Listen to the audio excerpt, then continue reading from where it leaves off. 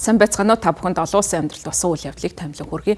Америкийн нэгдсэн улс болон Ираны хооронд төр гал зогсоох гэрээ байгуулагдаж байгаа. За гэвч бол энэхүү гэрээтэй холбоотойгоор санал зөрүүтэй байр суурьуд байгаа юм байна. За талууд бол гэрээг янз бүрээр ойлгож байгаа бололтой. За тухайлах юм бол Америкийн нэгдсэн улсын ерөнхийлөгч Дональд Трамп Ираныг ормосын хоолоогоор газрын тос нэвтрүүлэхдээ маш муу ажиллаж байна гэж буруутгасан байна. Бидний хүрсэн тохиролцоонд ингэж заагаагүй гэж тэрээр хэлсэн. За мөн тэрээр Иран ормосын хоолойг дамжин өнгөрөх хөлөг онгоцуудад төлбөр авах ёсгүй гэсэн ийм мэдээллийг хэлж байгаа. За харин Ираны гадаад хэргийн дэд сайд BBC телевизэд ярьцлага өгсөн. За тэрээр ярьцлагадаа Израилийн Ливан руу хийсэн дайралтууд нь Америк Ираны гал зогсоох хэлцээрийг ноцтой зөрчсөн гэж хэлсэн байна. За Саид Хатебзадeh хэлэхдээ Израилийг Ливанд халтлага үйлдсэн гэж буруутгаж байгаа. За Ливаны эрүүл мэндийн яамны хамгийн сүүлд авсан мэдээллээр Израиль улсын тус усад хийсэн цохилтын улмаас 303 хүн амнасаа алдаж 1000 гаруй хүн шахагдсан байдалтай байгаа юм байна. За энэ үйл явдлаас болоод Ливанд үндэсний гашуудалд зарласан байдалтай байгаа.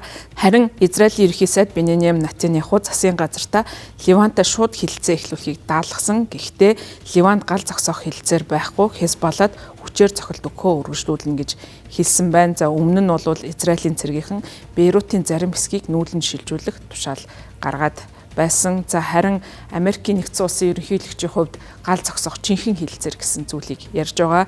За Дональд Трамп Иран гал зогсоох жинхэнэ хилцээрийг бүрэн дагаж мөрдөх хүртэл тус улсын зэвсэгт хүчин бүс нутагт байрандаа байсаар байна гэж мэдгдсэн байна. За Америк болон Ираны хооронд мигмар гаргийн орой гал зогсоохоо зарласан боловч ийхүү одоо ялгаатай гэрээнүүдийн талаар ярьж байгаа. За Дональд Трампын хэлж байгаа жинхэнэ одоо хилэлцээр гэдэгт нь бол юу багтсан бэ гэхээр цөмөн сэсэггүй болохыг оруулсан байна. За мөн ормосын хоолойг дахин нээх тухай багтсан гэж хэлж байгаа юм. За Truth Social дээр гал зогсоох тухайга зарласан постондоо Дональд Трамп 10 зүйлтэй саналыг хилцээр хийх боломжит үндэс суурь гэж дурдсанаас хойш төлөлгөөний хэд хэдэн хувилбар гарсан байдалтай байна. За Иран, Ирак, Йеменд гал зогсоох, ормосын хоолойг дахин нээх, Америкийн нэгдсэн улсын 20 арга хэмжээг цуцлахад бүрэн үүрэг хүлээх зэргийг багтаасан төлөлгөөний нэг хувилбарыг Ираны төв хэвлэлийн мэдээллүүд мэдээлж байгаа. За дараа нь Ираны үндэсний аюулгүй байдлын дээд зөвлөл тохиролцсон гэх нэмэлт залтуудыг оруулсан өөр нэгэн хувилбарыг гаргаж ирсэн. За үүнд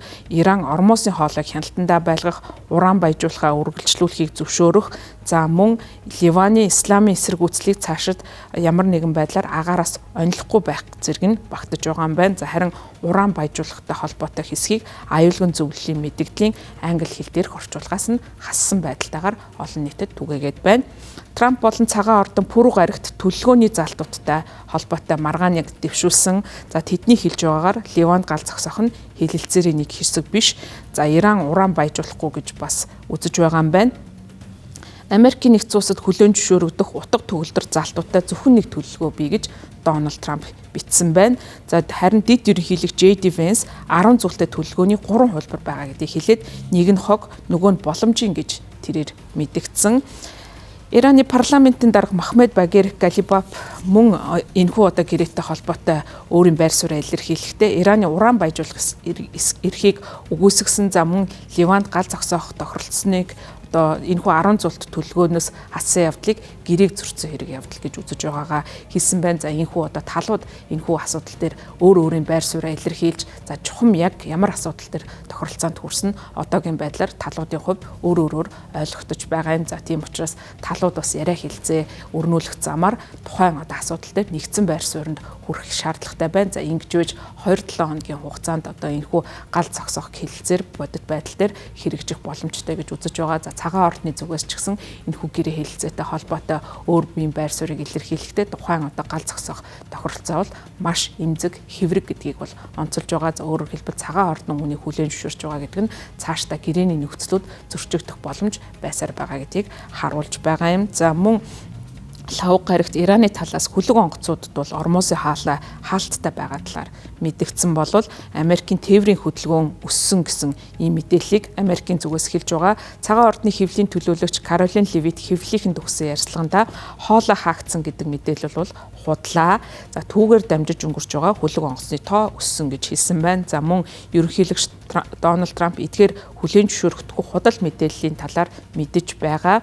Америкийн албан тушаалтнуудаас уг гар Марц нээлттэй байгаа гэсэн баталгаа авсан гэж Каролин Левит нэмж хэлсэн байна. За хөлөг онгоцыг хянах вебсайтаас авсан мэдээлэлээс үзэхэд Панамын далбайтай нэг хөлөг онгоц хоолойд ойртож ирээд эргэж байгааг харуулсан мэдээллийг Ираны мэдээллийн 2 хэрэгсэл нийтэлсэн Ормосын хоолойг бүрэн хаасан тул газрын тосны танкрууд буцаж ирэхээс өөр аргагүй боллоо гэсэн гарчигтай мэдээллүүдийг олон нийтэд Ираны хэвлэлүүд түгээж байгаа.